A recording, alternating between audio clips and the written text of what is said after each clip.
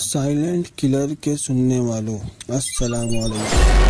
کچھ گھر صرف اینٹوں اور دیواروں سے نہیں بنتے، کچھ گھروں میں بسی ہوتی ہے موت کی بو، اور نٹھاری کا وہ گھر انہی میں سے ایک تھا۔ یہ واقعہ ہے نوئیڈا اتر پردیش کے علاقے نٹھاری گاؤں کا۔ سال 2006 کی سردیوں کی صبح تھی۔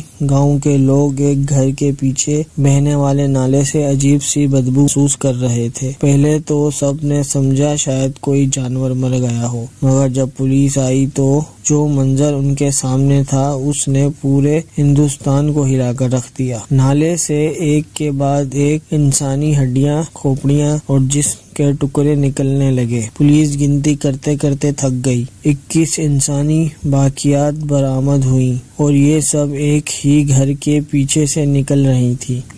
ہاؤس نمبر D5 اور گھر تھا منندر سنگھ پانڈے کا، ایک امیر بزنس مین، اور اس کا نوکر تھا سریندر کوہلی۔ دونوں کو فوراً گرفتار کیا گیا اور تب شروع ہوا وہ سلسلہ جس نے ہندوستان کے سب سے خوفناک سیریل کلنگ کیس کو جنم دیا۔ کہانی کا آغاز سال 2005۔ کہانی کے دو مرکزی کردار منندر سنگھ اور اس کا خانسامہ سریندر کوہلی۔ منندر سنگھ نے سن 2005 میں نوئیڈا سیکٹر 31 میں نٹھاری گاؤں کے قریب D5 نمبر کوٹھی خریدی۔ منندر سنگھ ایک پڑھے لکھے، امیر اور با اثر خاندان سے تعلق رکھتا تھا۔ اس کا زیادہ وقت بیرون ملک گزرتا تھا۔ وہ عیش و عشرت کی زندگی گزارتا تھا۔ اس کی کوٹھی میں بڑے سیاست دانوں اور معزز لوگوں کا آنا جانا رہتا تھا۔ اس کے کھانے پینے کے شوق کے سبب اس نے ایک خانسامہ رکھا، سریندر کوہلی۔ کوہلی اتراکھنڈ کا رہائشی تھا۔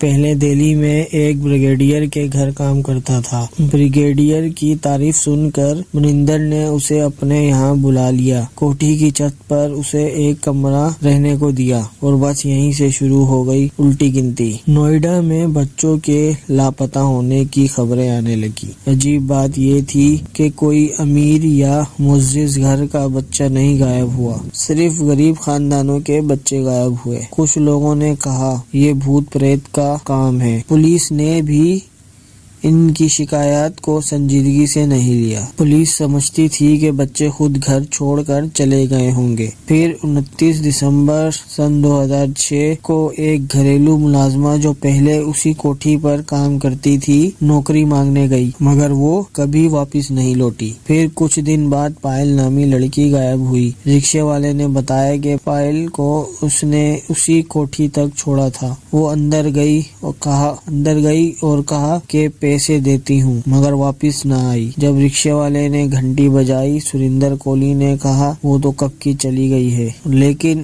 رکشے والا وہیں کھڑا تھا، اس نے کسی کو نکلتے نہیں دیکھا۔ پائل کے والد نند لال نے فوراً FIR درج کرائی۔ پولیس نے جب تحقیقات شروع کی تو کوٹھی کے اندر سے پائل کا خون اور کپڑے ملے۔ پھر نظر گئی کوٹھی کے پیچھے والے نالے پر، جہاں پلاسٹک کی بوریاں بھری پڑی تھی۔ جب وہ بوریاں کھولی گئیں، پولیس کے ہوش اڑ گئے۔ اندر سے بچوں کے ڈھانچے، ہڈیاں، اسکول بیگ اور دیگر سامان ملا۔ تفتیش میں پتہ چلا کہ سریندر کوہلی نے 17 بچوں کو مار کر ان کے جسم کے ٹکڑے کیے اور بعض اوقات انہیں پکا کر کھایا بھی۔ اس نے اقبال جرم کیا کہ اس کا مالک ان ساری باتوں سے بے خبر تھا۔ وہ بتاتا ہے کہ جب منندر سنگھ پندھیر کال گرلز کو بلاتا اور ان کے ساتھ سوتا تو وہ چھپ کر دیکھتا، اور جب اس کی جسمانی خواہش پوری نہ ہوتی تو وہ غریب بچوں پر اپنی درندگی اتارتا۔ سالوں تک عدالتی لڑائی چلتی رہی، کبھی موت کی سزا، کبھی عمر قید، لیکن ثبوتوں کی کمی اور تفتیشی غلطیوں کے باعث سن 2023 میں الہ آباد ہائی کورٹ نے دونوں کو بری کر دیا۔ 18 سال بعد وہ دونوں جیل سے آزاد ہو گئے۔ عدالت نے کہا قانون کے مطابق وہ بے قصور ہیں، مگر نٹھاری کے والدین کے لیے انصاف آج بھی ایک سوال بنا ہوا ہے۔ کچھ لوگوں کا کہنا ہے کہ قانون نے انصاف دیا اور کچھ یہ مانتے ہیں کہ اصلی قاتل آج بھی آزاد گھوم رہا ہے۔ وہ گھر اب ویران ہے، اس کے در و دیوار آج بھی خاموش ہیں، مگر ان دیواروں سے اب بھی بچوں کی چیخوں کی آواز سنائی دیتی ہے۔ سائلنٹ کلر چینل کی طرف سے اگلے ہفتے رات 8 بجے ہم ایک اور خوفناک راز کھولیں گے۔ یاد رکھیے، ہر جرم کی ایک کہانی ہوتی ہے اور ہم وہ کہانیاں بتاتے ہیں جنہیں دنیا بھول چکی ہے۔